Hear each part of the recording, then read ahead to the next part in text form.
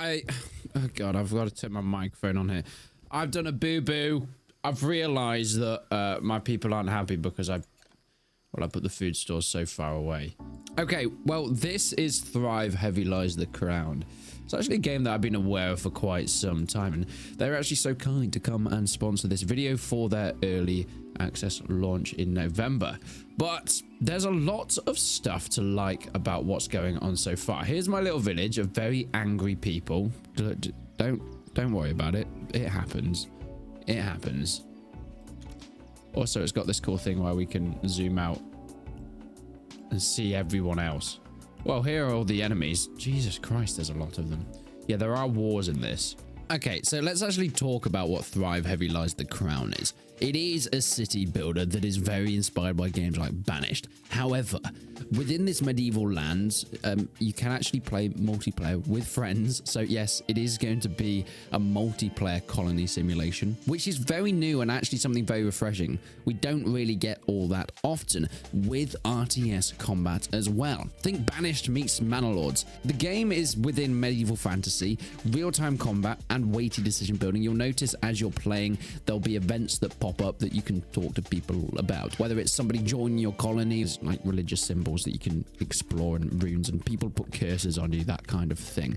Now, I'm just playing the single player in today, but you can play with up to 4 people in multiplayer, which is kind of goddamn cool. There's a lot more to discover here, and with the RTS battles still something for me to explore, well, it's kind of quite exciting that we're getting something so fresh. So this is what it looks like when you get to the later end level of it. This is pretty much Act 3. Yeah, there's a lot going on here. Oh my God, we're being attacked. I didn't even notice. Oh my God, oh my God, oh my God, oh my God, oh my God, oh my God, oh my God. So this is something you've got to watch out for. It will happen quite a bit.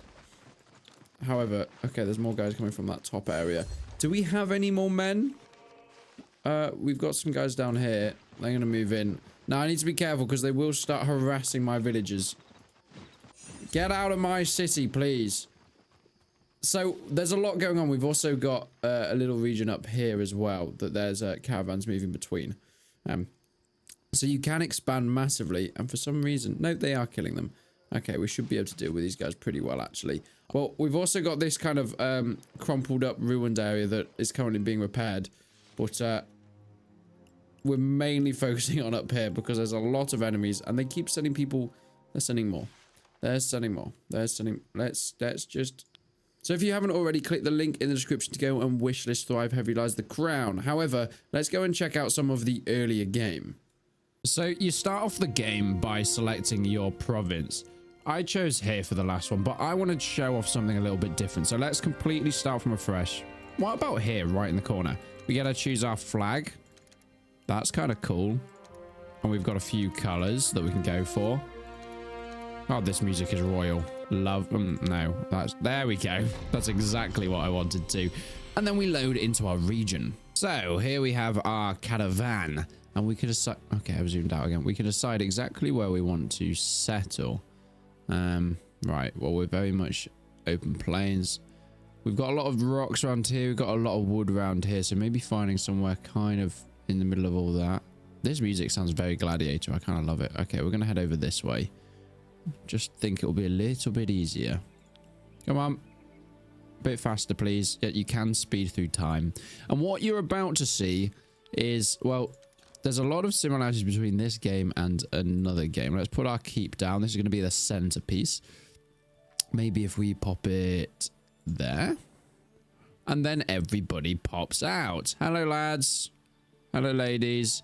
It's time to get to work. So, as you can see, even with the icons and the way that everybody goes off and does their own thing, there are a lot of similarities here with the title like Banished.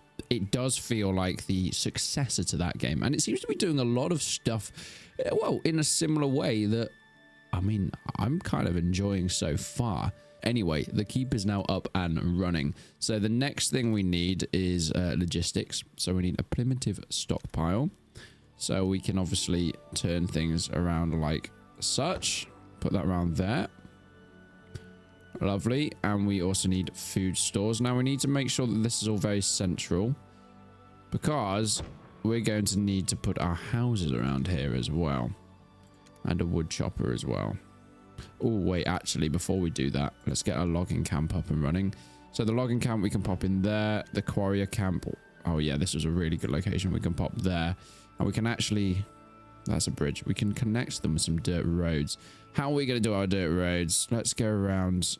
Oh, we can go all the way up. Yeah, nice. Then what if we go along down to here? There we go. Lovely. This really is the era of the city builder at the moment, though. And I think it's great. I love calm little medieval games that mean we're able to grow and thrive. Heavy lies the crown. But there is combat. There is more to this than just city building as well, as you probably saw in that intro. And there are some mythical elements to the game that I'm yet to explore. But from what I've seen, well, this game is kind of huge. Well, you can see the enemies are over there this time. There's so much land to conquer. God, I can't wait to get involved with that. All right, boys. How's it going? Everybody is a bit homeless at the moment. However, we have, as far as I'm aware, things set up properly. This is our job menu. We can basically set priorities of camps and jobs. So if we want the logger camp to go up there, it basically indicates how many people we want to work there. Is this because we don't have enough people working here? Maybe. How many people do we have? We have 20. Okay, well, that's fine for now. Let's get rid of you. Because next is a well. That's what we need, like there. Lovely. And what we're going to do is we're going to get a path. I'm going to build it all around here. That is a very satisfying sound. Oh, no, not there. All around there. And then we're going to get our farmhouses and start them being built. Because what's the structure we've got going here? Okay, so if we built another little bit of offshooting. If we go from here. So what are we? We're 4 squares from the end. If we do 1, 2, 3, 4, and then in. And what this will do is this will give us more real estate to essentially lay our first houses down. Nice. Okay, we've got a bit of extra room. I know that might be hurting people's brains, but... Oh, this might be cute if we can... Oh, we can't quite fit the apple orchard in there. We're going to have to try and fit the apple orchard somewhere else. You can have a nice little apple orchard in there. That'll be cute. We can also maybe... No, we can't quite fit it in this space. It's kind of good for filling up spaces, having orchards and that such. Okay, why are you not happy? You're happy because your needs are met. We need firewood. Did we not put down a fire thing? Oh, we didn't, did we? I think I forgot to. I was going to, but I didn't put down. What is it? Wood chopper. Chopper. Sorry, I'm going all Age of Empires now. There we go. And once that's up, people should be pretty happy. People are still homeless. And I'm going to be honest, like being homeless does not make people all that happy in the long run. So, yeah, sorting that out is probably your first priority, much like many city builders. But we'll get there eventually. We'll get there. People are fairly happy. Okay, look, I've spent a lot of time playing games like Lords and Banished, but I've still not got very good at them. I think Banished, for such a long time, really did rule the space of city builders. And it was kind of the gold standard for it. And for obvious reasons. There we go. People are being happier, happier, happier. What do you need? Well, firewood. Well, there is a well somewhere. Doesn't quite fit in there, though. So we were going to have another well.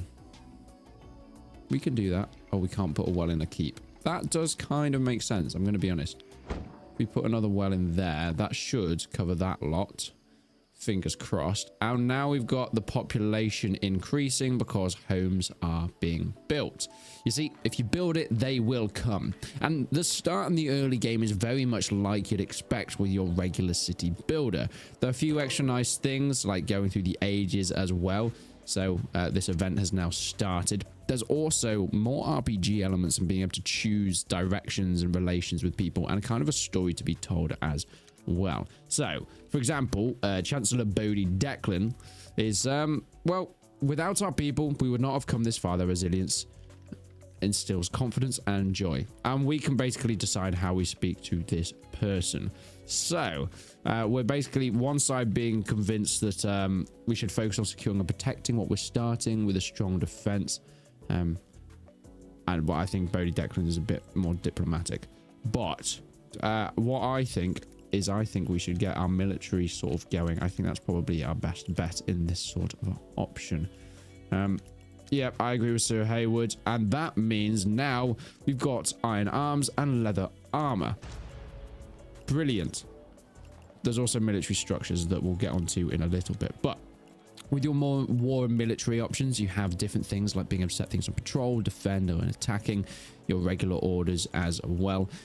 That's always a little bit later on. And of course, there's plenty more to unlock. But as I mentioned, it's still very, very early in its basic forms. Now, we're going to run out of food if we're not careful. So I'm thinking we apple orchard this up a little bit. What if we, if we go over here with our apple orchard. Let's have an apple orchard that size. That has removed some of the resources, and there's a deer having an issue. The stag is having issues. There's not much we can do about it now, though. Okay, we do need more people to join because where people need that well. Oh, there we go. There's our taxes coming in. We're getting a little bit of money. Lovely jubbly. We're going up 25. Is that every turn or is that every day? Or is it... I don't know. Oh, it's daily, I think. There's no way we're charging them tax every day. That would be mental. If Liverpool Council did that to me, they're going to have real issues. I'm going to be completely honest with you. Okay, we need more people to join us, but people aren't completely happy yet. So, this means we need to go into our jobs. And let's decide what's a little bit more important. So, our well is going to go up. There we go. So, that means someone's going to start working. Actually, well's going to go up proper high. And the wood chopper is going to do the same. Okay, and that should start to cover some areas. Yep, we're starting to cover a few more areas now, and slowly but surely, happiness will start to regain, and people will start to like me again. Look at them working on the well. Look at that cute little animation. How sweet of them. How sweet of them. Sir Oyson Haywood brings before you a young man. He followed the caravan for nearly the entire trek, careful to keep his distance. He claims he's an orphan and that the Welgrim brought illness to his village. Interesting. He looks for a home among us, or so he says, and what is little is truth in. Okay, so these are very similar to kind of like your RimWorld events. I kind of want to bring him in. He might give us a disease. If he brings medieval aids, well, that's just how the way it is.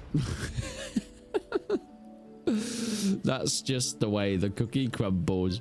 I'm sure we'll survive eventually. There we go. People are starting to be happier.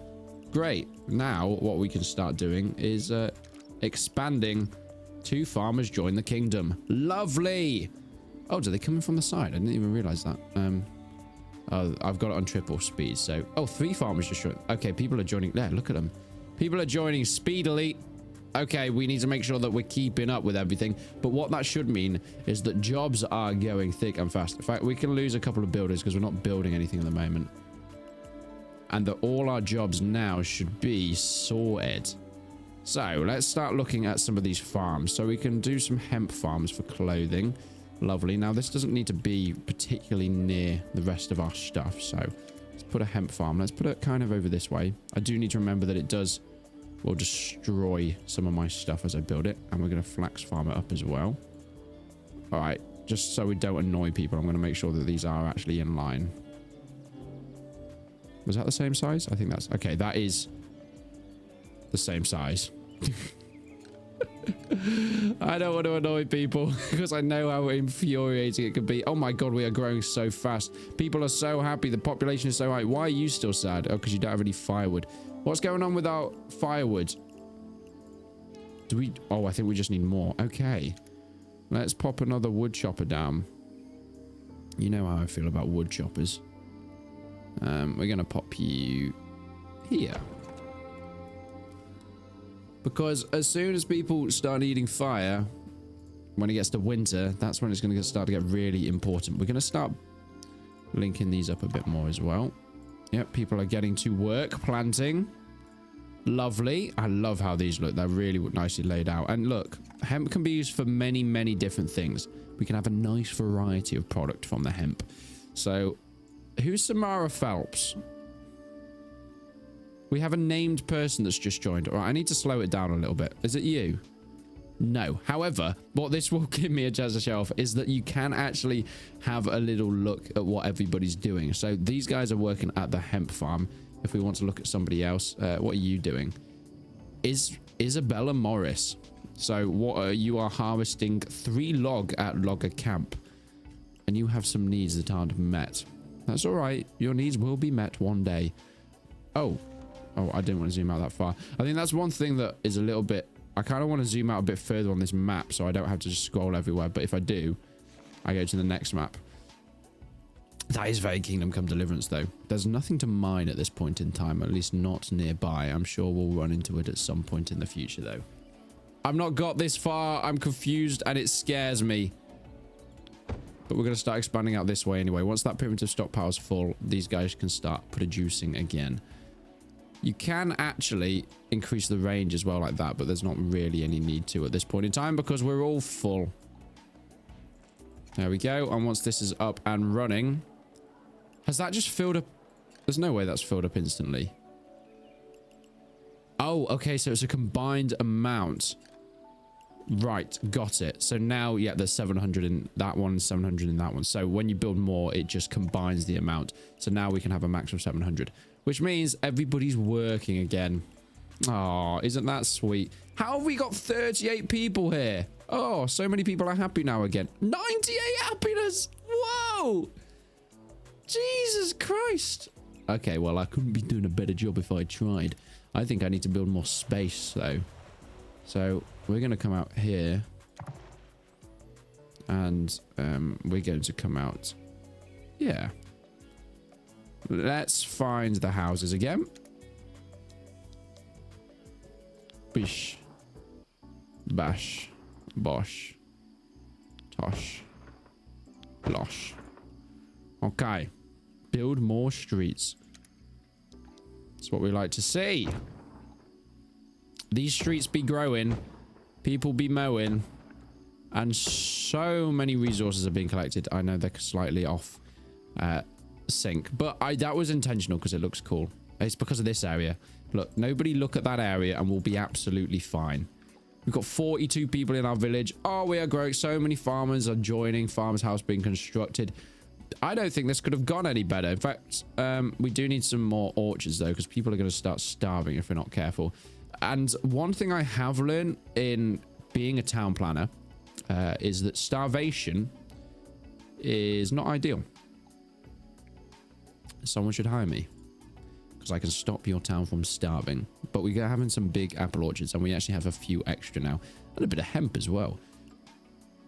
Okay, so now we've unlocked all this stuff, so we can get the lumberyard going. I feel like we're going to need a bit of extra space, but if we put it up here with all this stuff, that should be fine. And a fermenter, which produces cider, beer, and mead. Nice. I like a bit of beer. This is definitely going to make her happy. So when you put things down, it seems like they are just instantly grumpy straight away. What's going on over here? That's odd. What are you? But we've got an outfitter now. Who wants outfits? Give me a sec, guys. I'm just putting down outfits. I need more space. I need to make more space here because this is a bit of a disaster. So if we have a bit of an offshoot, we don't want to take up the farming areas. So maybe if we... Oh, actually, we could probably fit it right onto the edge for the outfitter. No, we can't. But what we could do is get ready to expand that out there. And that would make sense. And we can go like so. And then what we can do is put down another cute little apple orchard because I like that. I love the cute little apple orchards. They look nice. I mean, this little apple orchard. I don't know if it's going to really be producing too many apples, but it looks cute. We have full water. We have so many resources, and now they're all happy again. Now, our happiness has gone down a bit, but I think that's just because we've had such an influx of new people. So it's going to balance it out when people are grumpy to start with. And I do think we need more jobs. Yeah, the fermenter and the outfitter got no one working for them, unfortunately. So we can chill out on the lumber stuff because we've got so much lumber. And also the quarriers. Oh, we can't actually change the amount of people working at the quarrier. This is fine. And also water, you can both chill out for a little bit because that means people are going to go in the fermenter and the outfitter. And God, people are going to be happy when they start getting clothes, if you know what I mean. Walking around naked, it just ain't the way. What's going on here? Something is happening. There is a ritual. Okay, so there are some sort of like mythical aspects to this game as well. What could these strange symbols on the walls mean? They were crudely drawn and formed from what can be a mixture of mud and blood. Difficult to understand, but perhaps because they seem unfamiliar. Perhaps they were images or words. Whatever they were, they seemed significant. Thank you. Thank you. So, I do want to learn more about them because if we are being cursed, I'm going to be very grumpy. Being cursed is not what I want from this because I like my nice little village. And I wouldn't like things to go very wrong. Like at all. Please, don't do that to me. Oh, there's more. Oh, we can get a pork ranch and there's stables. Right. Well, I don't want to make this first video too long, so please stick around the channel if you want to see more of Thrive Heavy Lies the Crown. There'll be a link in the description for all the information you need if you want to check the title out. But please stick around the channel, and until then... Oh, hello, Marco. I will see you in the next one.